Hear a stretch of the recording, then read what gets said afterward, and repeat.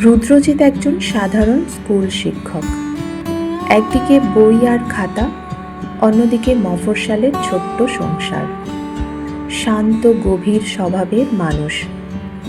জীবনে চাওয়া পাওয়ার হিসেবটা খুবই ছোট, কিন্তু তার স্ত্রী সঞ্চারী সেরকম নন।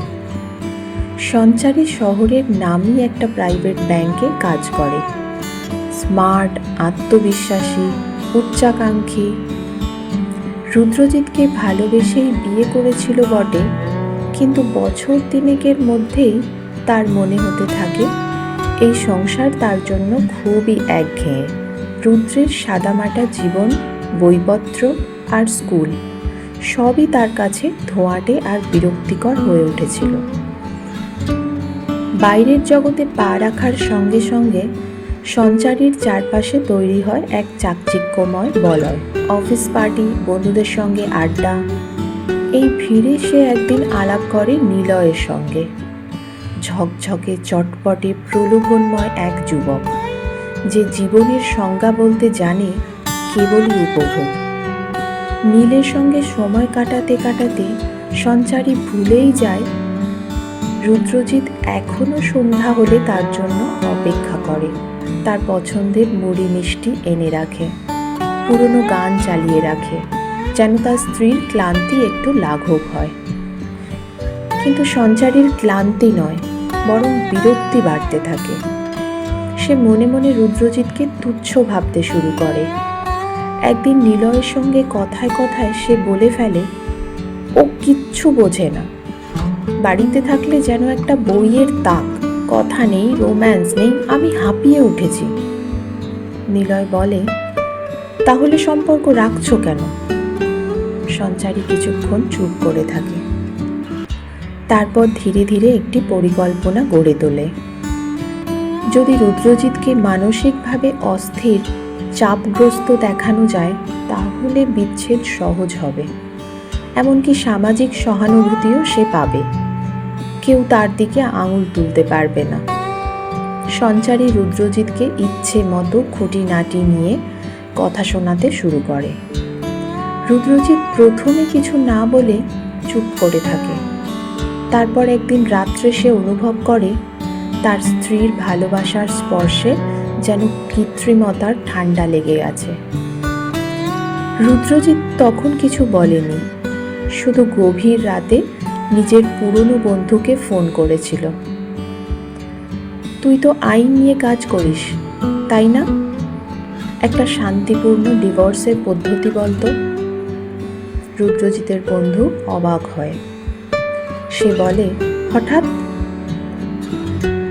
রুদ্রজিৎ হেসে বলেছিল, আমি কেবল শান্তি চাই, কাদা ছোড়াছুড়ি নয়। কয়েকদিন পর সঞ্চারীর হাতে একটা খাম তুলে দেয় রুদ্রজিৎ।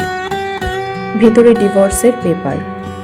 রুদ্রজিৎ শুধু বলে, তোমাকে কিছু জিজ্ঞেস করব না, তোমার জীবন তুমি পছন্দ মতো সাজাও, শুধু আমি আর তাতে বাধা হব না। সঞ্চারী প্রথমে কিছুটা থমকে গিয়েছিল, তারপর নিলয়ের কথা ভেবে মনে মনে স্বস্তিই অনুভব করে সে, আর বলে, ঠিকই করেছ,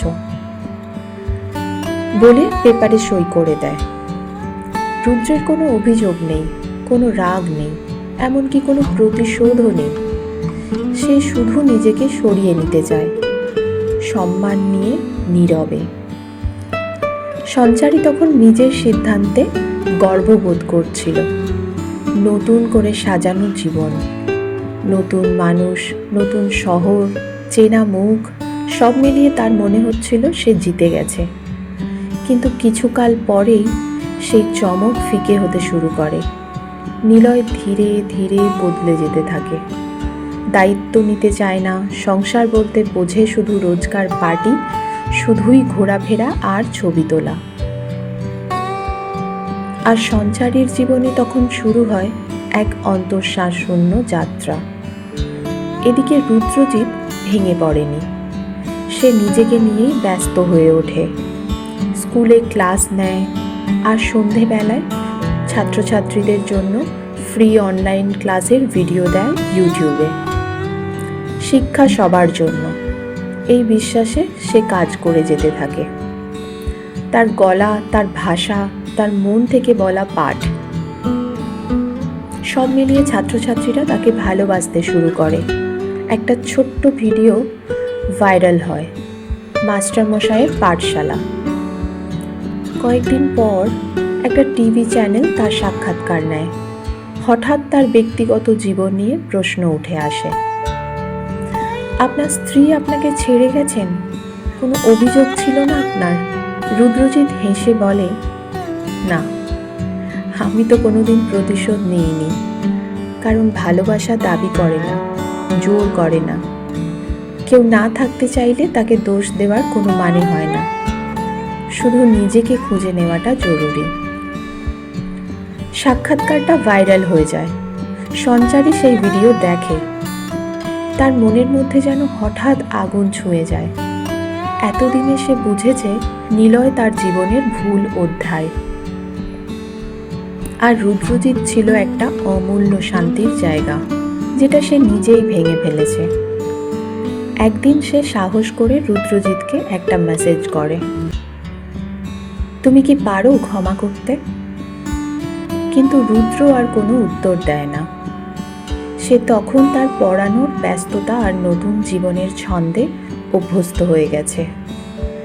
এক বিকেলে ছাদে দাঁড়িয়ে সে আকাশের দিকে তাকিয়ে থাকে।